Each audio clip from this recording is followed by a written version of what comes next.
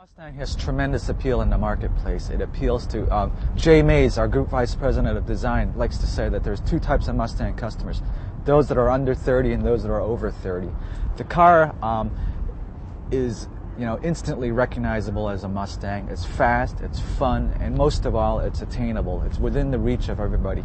And the platform is so capable that we can offer a V6 car that's got 200 horsepower, below $20,000. Really, you can argue the best bang for the buck out there for a performance car. But the platform, you can walk it all the way up and deliver something like a Cobra R, an ultimate performance sedan that's second to none, using the same basic architecture. If you think back what happened at the time, you had a group of people, the baby boomers, trying to identify with something that was their own. It wasn't something with their parents. And you think about what happened in a very, very short 6 to 8 months period of time. President Kennedy was assassinated. That kind of, stopped everybody for a second. The Beatles hit. Everybody was looking for something. We had the hippie movement. We had we had a war in Vietnam. We had there was a lot going on in this country. There was a lot of turmoil. We had the race riots. I don't want to, there was a lot going on in this country at the time, and people were trying to associate with something. What shows up? The Mustang shows up in '64 at the New York World's Fair. Here's a car that was different. It wasn't a Fairlane, because prior to the Mustang, you either bought a Galaxy or a Fairlane. If you were a Chevy guy, you either got an Impala or you got yourself a Chevelle or whatever they had as their introductory car. There wasn't a lot of choice. Here, all of a sudden, this car shows up. It's sporty. It's kind of cool, right? It's affordable.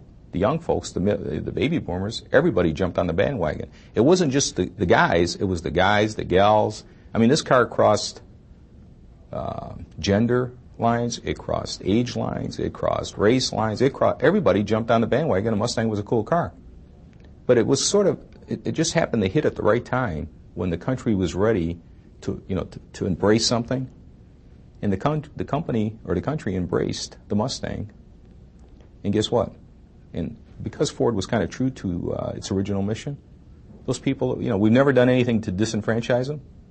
As a matter of fact, we've done things to give them more hope and more reason to buy and love the Mustang. And the Mustang is still with us because of that. My ultimate favorite Mustang is the '67 Mustang. I think it does a great job of bridging between the original pony car concept and then the muscle car. The proportions are just right. The car looks fast when it's standing still. It's got a great stance, it telegraphs performance, and obviously the driving performance is fantastic. That car really inspired many of the styling cues that you'll see in the 2005 Mustang. And for those of you who have seen the concept cars, many of those styling elements are really obvious. As each 04 model of the GT, Mach 1, and Cobra leaves the assembly line, a chapter in automotive history will close a little further. With an all-new Mustang on the horizon, our readers are very much still attached to this car. The new car has a lot of respect to be earned. These cars are just beloved by millions of people.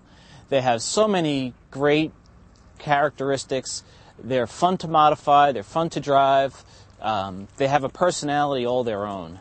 They're true to Mustang heritage, and that's something that Ford has worked very hard for the 2005 Mustang, but it remains to be seen, of course, if they've nailed that or not.